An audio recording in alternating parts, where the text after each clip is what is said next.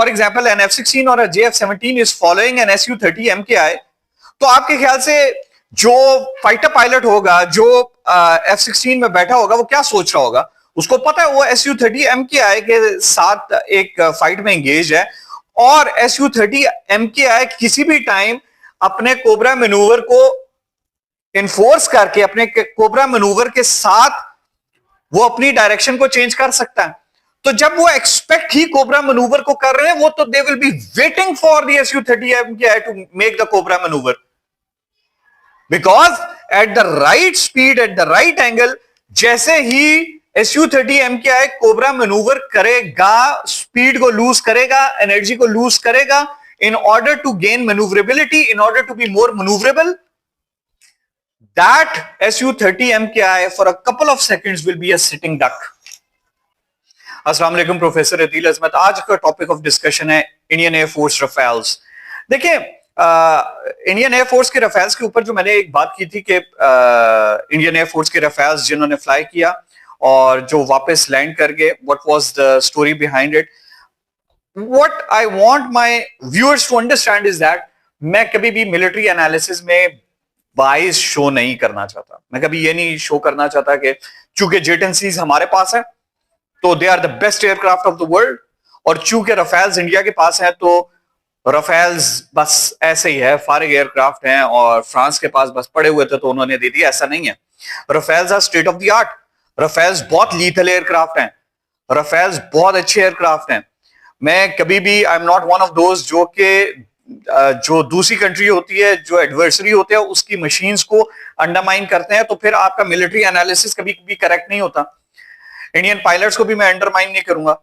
Indian pilots भी professional pilots हैं, Pakistani pilots are very professional pilots. दोनों तरफ काफी प्रोफेशनलिज्म है, वो बहुत ट्रेनिंग करते हैं, सख्त विगरस ट्रेनिंग होती है दोनों फाइटर पायलट्स की।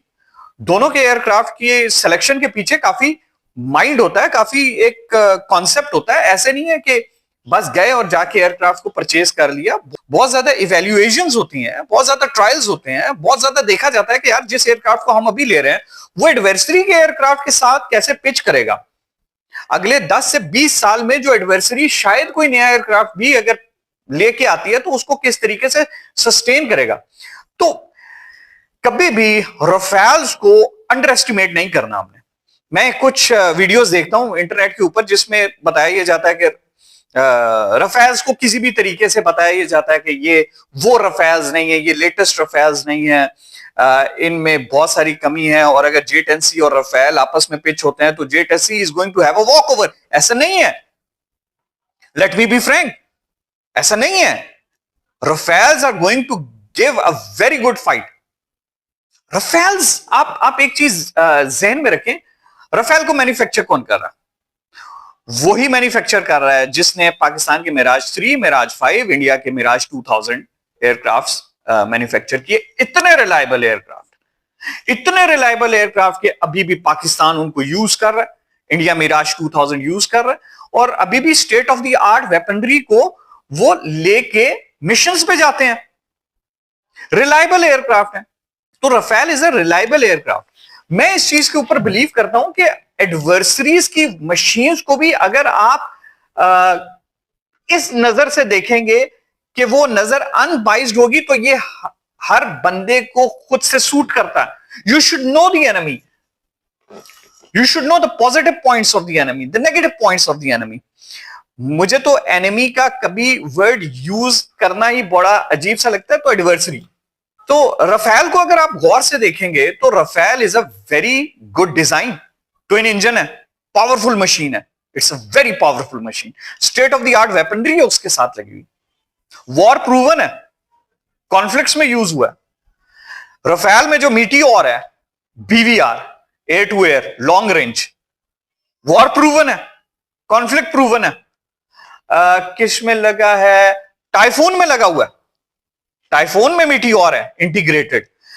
फिर है स्वीडन के ग्रिपिन, ग्रिपिन में मीटियोर लगा हुआ है, एयर टू एयर प्रूवन है। PL-15 उस तरह कॉम्बैट प्रूवन नहीं है। PL-15 की रेंज मीटियोर की रेंज से ज्यादा है। लिथैलिटी कैसी होती है ये कॉम्बैट में पता चलेगा। AMRAAMs, world's most proven air to air long range missile जो F-16 के ऊपर है। अच्छा, F-16 को मैं जो है रफेल उसके साथ क्यों कंपीट करता हूं? मैं इसलिए कंपीट करता हूं कि F-16 है तो पुराने डिजाइन है, लेकिन उसका ब्लॉक 50-52, क्योंकि पाकिस्तान के पास तो ब्लॉक 50-52 मैक्सिमम है, ब्लॉक 70 नहीं है, लेकिन पाकिस्तान का ब्लॉक 50-52 AMRAAM 120C को फायर करता। अब 120C वर्सेस मीटियोर, ये अब दोनों के जो है कंपैरिजन बनता। PL-15 को भी मैं पिच करता हूं अभी, PL-15 को, लेकिन AMRAAM 120C versus this Meteor by Rafales, इसमें थोड़ा सा एज रफेल को हासिल है। कैसे? मैं मीटियोर और AMRAAM को जब कंपेयर करूंगा तो मैं तो कहूंगा ठीक है, AMRAAM और मीटियोर का बराबर का मुकाबला बनता है, क्योंकि 120C is a very good BVR air to air engagement में। लेकिन ये याद रखना पड़ेगा, आपने देखना है कि वो रेडार जो उसको गाइड कर रही है, वो तो देखना पड़ेगा ना कि इंटीग्रेशन किस तरीके से होती है एवैक्स की। थोड़ा सा एज मैं रफेल को दूंगा। रफेल को इसलिए दूंगा कि अगर एवैक्स इंटीग्रेशन के बगैर भी रफेल आता, जिसके पॉसिबिलिटीज कम है, क्योंकि अब जो भी स्ट्राइक होगी, चाहे पाकिस्तान की तरफ से रिटेलिएटरी हो चाहे इंडिया की तरफ से हो, वो स्ट्राइक पूरे पैकेज के साथ होगी। ये वो 65-71 की कॉन्फ्लिक्ट्स नहीं है, ये कारगिल कॉन्फ्लिक्ट्स नहीं है जिसमें सिर्फ और सिर्फ खास मिशन के लिए जब एक खास एयरक्राफ्ट आते हैं। अब तो पूरे पैकेजेस होते हैं जिसमें एरियल रिफ्यूलर्स होंगे, जिसमें एवैक्स होंगे, जिसमें EW एयरक्राफ्ट होंगे, जिसमें आपके ग्राउंड सपोर्ट इक्विपमेंट होगी, रेडार जैमर्स होंगे, तमाम चीजें होंगी। तो ये तो पूरे पैकेज के साथ एयरक्राफ्ट आएंगे, तो ये देखना पड़ेगा, ये देखना पड़ेगा। अब आप आते हैं J-10C वर्सेस रफेल। अब इसमें this is going to be very interesting, क्योंकि J-10C का जो रेडार, दोनों के एजा रेडार हैं, लेकिन J-10C का एजा रेडार बड़ा है, it can support the PL-15 और दूर से ट्रैक कर सकता है। सिर्फ देखना ये पड़ेगा कि जब J-10C वर्सेस रफेल होता है तो what happens in the long engagements. अब जिस तरीके की जंगें अभी हैं, एरियल कॉन्फ्लिक्ट्स अभी हैं, इस तरीके में डॉग फाइट्स का कॉन्सेप्ट उस तरीके से नहीं रहा है जैसे पहले कॉन्सेप्ट होता था। तो वो जो एरियल मनूवरिंग होती है, अब जिस तरीके से मिसाइल्स भी एडवांस होते जा रहे हैं, उनकी मनूवरेबिलिटी ज्यादा होती जा रही है, उनकी ट्रैकिंग ज्यादा बेहतर होती जा रही है, तो एयरक्राफ्ट की इवेसिव मनूवरेबिलिटी कम सर्वाइवेबिलिटी दे रही है as compared to the way it was in the past. Su-30 MKI की बहुत बात की जाती है, और मैं आपको बताऊं Su-30 MKI मेरा भी एक बड़ा अच्छा फेवरेट एयरक्राफ्ट है, उसकी शेप की वजह से। उसकी खास बात यह है कि वो एक conventional swept back wings set के साथ कैनार्ड है, जो उसको एक्सट्रीम मैन्यूवरेबिलिटी देती है। लेकिन कोई तो बात है कि अगर रशियन कैनार्ड्स के साथ इतने अरसे से प्रैक्टिस कर रहे हैं, रशियन कैनार्ड्स का कॉन्सेप्ट उनको इतना अच्छा लगा है, और यूरोपियंस भी कनार्ड के साथ, यूरोफाइटर टाइफोन कनार्ड, आपका रफेल कनार्ड, आपकी Su-30 most of them specially the MKIs canard. तो अगर कनार्ड इतना अच्छा कॉन्सेप्ट होता, इतना अच्छा कॉन्सेप्ट होता, तो Americans would have gone for it as well. मैं ये कनार्ड्स को अंडरप्ले नहीं कर रहा, पाकिस्तान ने भी J-10C कनार्ड्स पे लिया। Su-30 MKI की खास बात यह है कि वो स्वेप्ट बैक विंग के साथ भी कनार्ड को एम्प्लॉय करता है। अच्छा, सुपर मैन्यूवरेबिलिटी की बात कर देते हैं। अच्छा, सुपर मैन्यूवरेबिलिटी के कुछ प्लस पॉइंट भी हैं, कुछ नेगेटिव पॉइंट भी हैं। प्लस पॉइंट यह है कि क्लोज एयर कॉम्बैट में वो ऐसे मैन्यूवर्स करता है कि it can redirect its nose to the enemy aircraft, to the adversary in a shorter span of time. वो कम टाइम में अपना मैन्यूवर करने के बाद इट कैन स्ट्रेटन अप। मैं एयरक्राफ्ट लेके आता हूं, एक मिनट।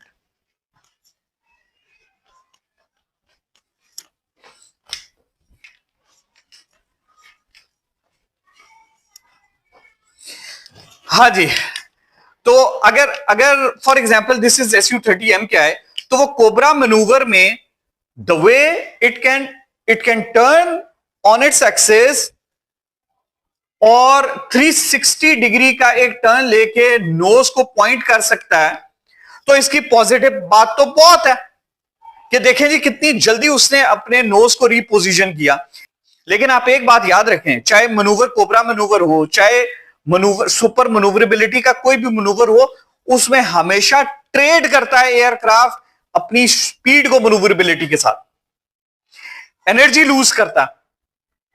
जब एक aircraft for example N F-16 और JF-17 is following N Su-30 MKI, तो आपके ख्याल से जो फाइटर पायलट होगा, जो F-16 में बैठा होगा, वो क्या सोच रहा होगा? उसको पता है वो Su-30 MKI के साथ एक फाइट में एंगेज है, और Su-30 MKI किसी भी टाइम अपने कोबरा मैनूवर को इन्फोर्स करके, अपने कोबरा मैनूवर के साथ वो अपनी डायरेक्शन को चेंज कर सकता है।